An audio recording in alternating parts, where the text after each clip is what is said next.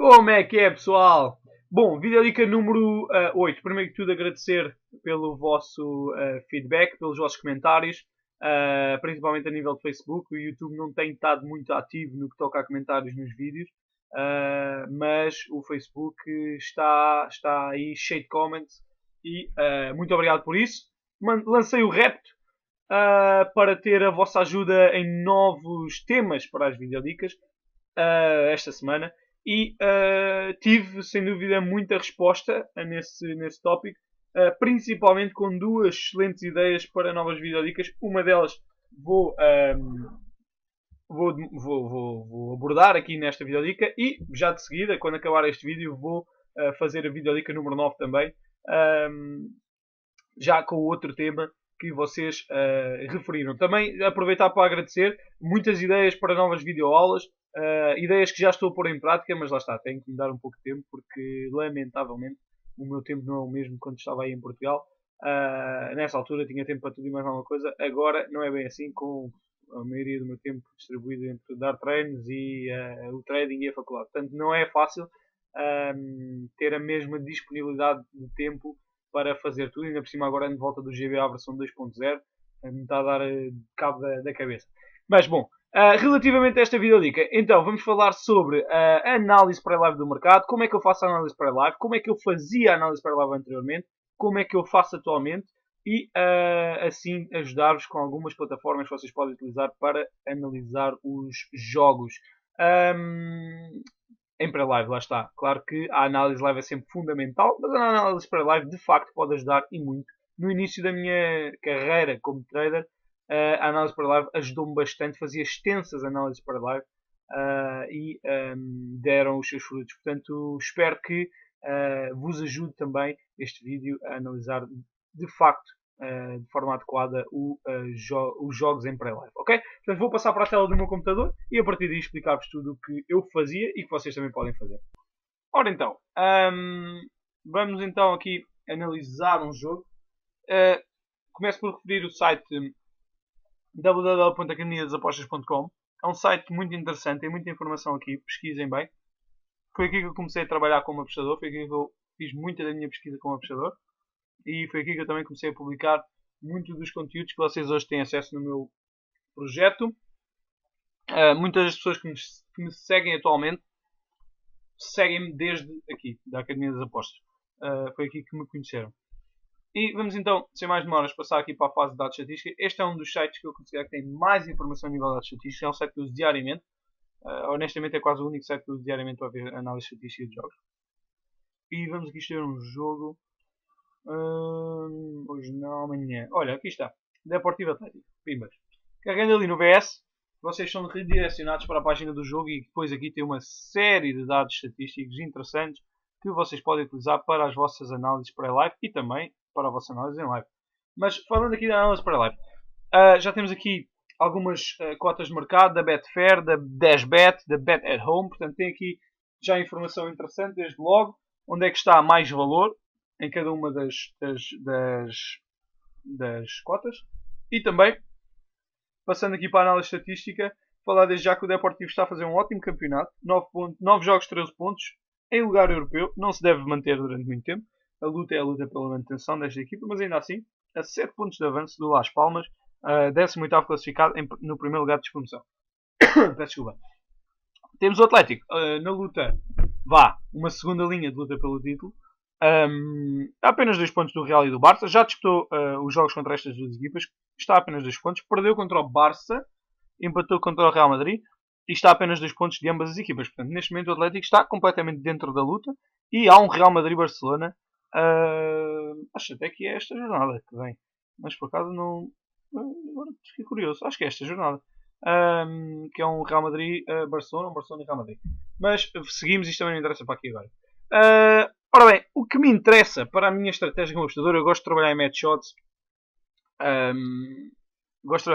O que me interessa a mim é perceber a tendência das duas equipas em jogos destas características. E para analisar os jogos destas características, eu tenho que analisar a prestação deportiva em casa e do Atlético Madrid fora de casa. Então, há aqui uma análise, que é a análise classificativa do adversário na condição de casa e fora. Primeira Divisão 2015-2016, na época normal atual. E temos então o Deportivo da Coruña, que apenas defrontou adversários do seu campeonato, digamos assim, em casa. Uma vitória, 2 empates e uma derrota. E o Atlético Madrid, que defrontou 3 dos 4 adversários da metade superior da tabela, sendo que a Real Sociedade não é a equipa da metade inferior da tabela, na minha ótica, irá acabar nos 10 primeiros. Mas vamos ver. Para já está em 15º, mas eu acredito sinceramente que irá acabar nos 10 primeiros. A distância já agora para o 10º classificado é apenas 3 pontos, portanto ainda falta muito campeonato. Vamos apenas com 1/4 do campeonato passado. E acredito que a Real Sociedade irá melhorar. Portanto, temos logo aqui uma situação interessante. O Atlético de Madrid ganhou com facilidade a todas as equipas, excetuando o Villarreal, perdeu 1-0. Eu digo já, eu fiz este jogo, trabalhei neste jogo, e o Atlético de Madrid não merecia perder. O Villarreal marcou na única oportunidade que teve de gol. Não é que o Atlético de Madrid tenha tido muitas oportunidades, nem pouco mais ou menos. O jogo 0-0 assentava perfeitamente.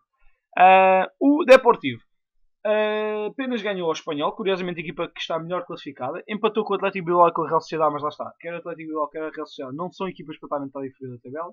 E perdeu com o Sporting Gijón, curiosamente a equipa mais acessível no plano teórico destes 4 adversários que defrontou em casa. Uma nota interessante é o facto de terem existido muitos golos. Em 3 jogos houve golos. Em 3 jogos o Deportivo marcou golos. Portanto, o Deportivo em casa geralmente tende a fazer o gol, tende a fazer o seu gol com equipas deste género. Mas estamos a falar de um Atlético Madrid que é uma equipa que luta ali, lá está naquela segunda linha do título, luta pelo título. Olha, entretanto o Explorer deixou-se funcionar, vá-se lá saber porquê.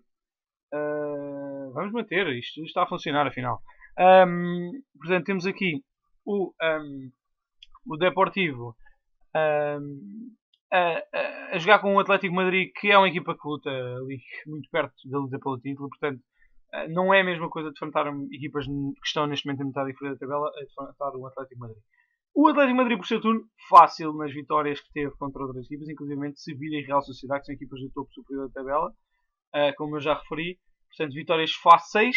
Portanto, eu diria que, olhando para esta situação, vemos já aqui, claro, favoritismo para o Atlético Madrid. Depois, temos outra situação. Gosto muito de trabalhar nas primeiras partes, começar a entrar logo no mercado, começar a trabalhar logo aí back à procura de golos. Temos aqui uma outra situação interessante, ainda antes de irmos ali mais para baixo, que é todos os jogos em que houve golos da equipa da casa, da Partida da Coruña, os golos foram marcados na primeira parte. Reparem, no jogo contra o Espanhol, o primeiro gol foi marcado aos 14 minutos. No jogo contra o Atlético Bilbao, foi marcado pelo Atlético Bilbao aos 30 minutos. E no jogo com o Sporting Gijón, logo aos 4 minutos, o Sporting Gijón estava a ganhar. Reparem noutra situação. O Deportivo, em 3 jogos que houve golos, 2 deles começou a perder.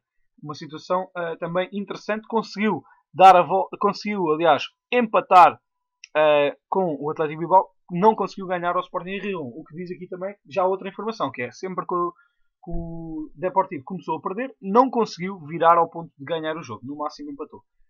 Portanto, temos aqui uma situação interessante de análise. Outra questão é o facto do Atlético de Madrid, nos jogos todos em que marcou, ter iniciado a ganhar o jogo e acabou mesmo por ganhar sem sofrer gols. Portanto, 3 jogos, 3 vitórias, sempre que marcou primeiro.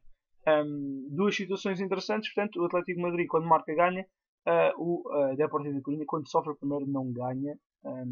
Outra situação que nos leva a crer que o Deportivo dificilmente irá ganhar este jogo. Depois temos aqui uma outra situação, que é a média de golos.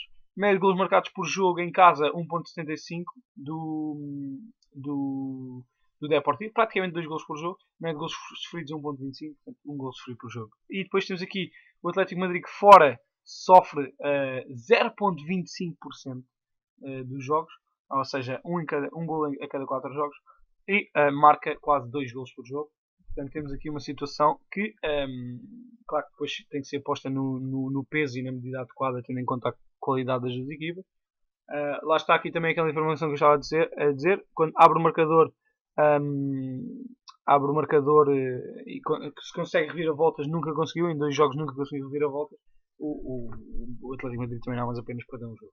Depois temos aqui uma última questão, que é aqui os golos das equipas em cada momento, de 15 em 15 minutos.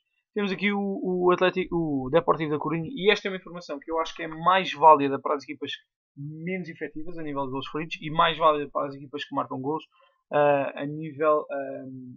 Ou melhor, deixem-me reformular isto. Esta informação dos golos por período tem que ser adequada a cada uma das equipas. Ou seja, o Deportivo é a equipa mais fraca, eu iria considerar aqui os golos sofridos. E sofre mais golos aonde? Na primeira parte.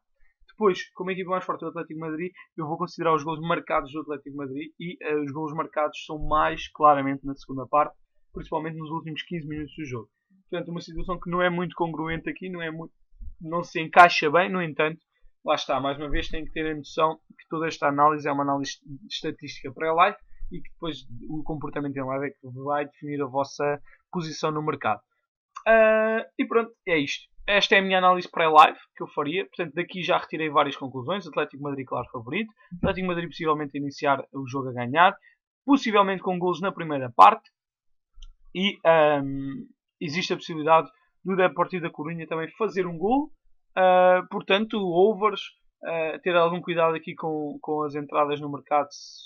Ter a noção da tendência do jogo, etc. Situações que eu tenho aqui logo em consideração a partir desta análise paralela. Depois, este é um jogo espanhol, portanto eu vou clicar aqui na marca e já vou aqui direto para a partida, porque esta foi a última página que possivelmente eu abri, vá só saber porquê, coincidência das coincidências. Mas temos aqui então Atlético Madrid, deixem-me ver aqui, Simeone repetirá el 11. Ok, isto era mesmo aquilo que eu queria. Informação sobre o jogo no que toca à convocatória. E aqui temos assim uma informação ainda mais específica, que é o 11 que o Simeone irá utilizar. El técnico del Atlético ha vuelto a probar que el ensayo en puerta cerrada de hoy, con el 11 formado con Oblak, Juanfran, Jiménez, Godín, Filipe Luis, Gavi, Thiago, Coque, Carrasco, Griezmann e Jackson, que é o mesmo que derrotou el Valencia el domingo passado. Ok, então basicamente o que isto diz aqui é que, à partida, o Simeone, segundo a imprensa, o Simeone irá repetir o 11. Isto é uma situação interessante porque em 47 jogos consecutivos na Liga, o Simeone nunca repetiu o 11. Oliver Torres volta a entrar na convocatória. Não treinou por causa de uma disposição, mas o Vieto não está disponível. Está recuperado de uma operação ao apêndice. E o Thomas e o Lucas nem sequer é por decisão técnica, não são jogadores frequentemente utilizados. Portanto, à partida, o Simeone irá repetir o 11. E mesmo que não repita, será o 11 que ganha a Valência. Mas mesmo que não repita, será um 11 muito próximo daquilo que é a máxima força desta equipa.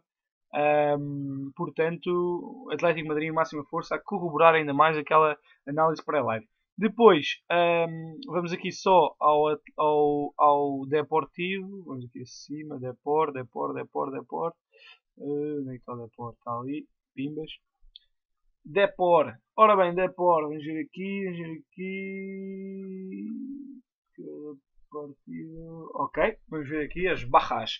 Jogadores que estão de baixa. E German Lux é o único porteiro do primeiro equipo. Então basicamente tem um problema. Não tem o Fabrício, que é o guarda-redes titular. Manu também recaiu. Portanto o German Lux será o guarda-redes que irá a partida jogar. Mas de resto não vemos aqui referência. Deixem-me só.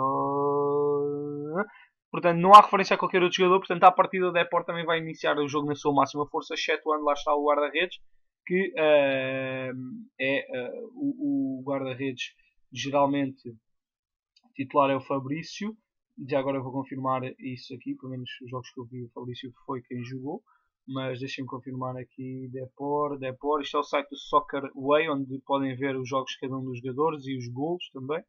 Só ver se carregarem mesmo no jogador individualmente podem ver as assistências, etc. Mas aqui só me interessa. Não, por acaso até não. É o German Lux, o titular, portanto nem há isto. Eu pensava que o Fabri não é o guarda-redes titular. Que estranho. Tinha completa ideia que tinha sido o Fabri o guarda-redes titular. Mas não, é o German Lux, portanto nem sequer existe esse problema. Portanto, equipa 100% para o jogo contra o Atlético de Madrid. E pronto, assim está feita uma análise pré-live, de forma rápida, em 10-15 minutos. Foi feita esta informação. Lógico, se vocês quiserem mais informações sobre as equipas, foquem-se mais naquilo que é o individual da equipa. Vão ver os registros dos jogos, etc, jogo a jogo. Basta clicarem por cima de cada jogo Podem ver aqui, vamos ter aqui um jogo em casa, por exemplo, o último jogo aqui do Deportivo contra o Atlético do Bilbao. Vai aparecer-vos o 11 que foi jogar, com o qual a equipa jogou, etc. Aqui na ficha de jogo. Podem ver o 11, os gols, etc. Podem ver isto tudo. Portanto, tem todas estas informações. Tem aqui o banco também. Tem aqui as estatísticas, etc. Portanto, podem ver isto tudo. Eu não preciso ver porque de facto conheço as equipas muito bem e conheço os seus rendimentos porque vejo muitos dos jogos que são aqui. É uma coisa boa de se estar focado em 2 ou 3 campeonatos é que praticamente vemos todos os jogos de cada jornada e portanto não tenho a necessidade de o fazer, mas vocês quiserem fazer através destes 2, 3 chats podem sempre aceder a estas informações e assim fundamentar ainda mais a vossa análise para lá. Mais uma vez, o meu nome é Fábio Carmo, muito obrigado a todos pela vossa contribuição, pela vossa ajuda nestes tópicos. Espero que esta videodica vos tenha ajudado. Se tiverem alguma dúvida ou qualquer questão, enviem mensagem, comentem no vídeo, comentem no Facebook, façam like não só no Facebook, mas também no YouTube. Quantos mais likes vocês fizerem no YouTube, mais o vídeo é dimensionado a nível de plataforma YouTube.